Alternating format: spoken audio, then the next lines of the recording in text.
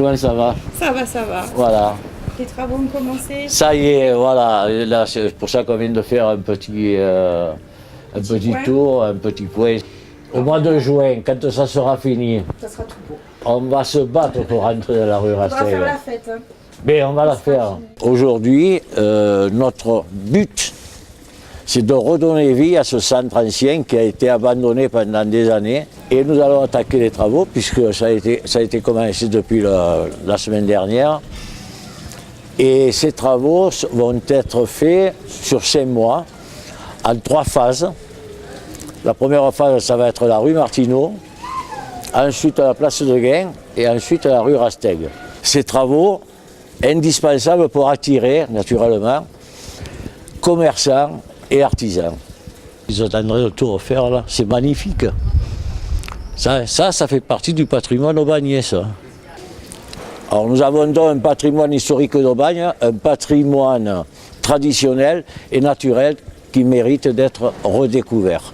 Il y a quand même des pierres qui restent d'époque dessus, hein. Toutes les moulures, etc. sont d'époque. Hein. Ça va être un lieu pour le tourisme extraordinaire. Là. Alors notre projet est de créer des commerces et d'artisanat dans les domaines qui font l'âme et la tradition d'Aubagne, c'est-à-dire le santon et la céramique. Comment ça va? Ça va et vous? Alors vous savez que vous allez avoir plein de travaux, mais on va vous refaire une belle ville. Vous allez être dans un paradis, là, avec des arbres, des fleurs, etc. Ça va être magnifique. Alors, Voilà. on attend de voir ça.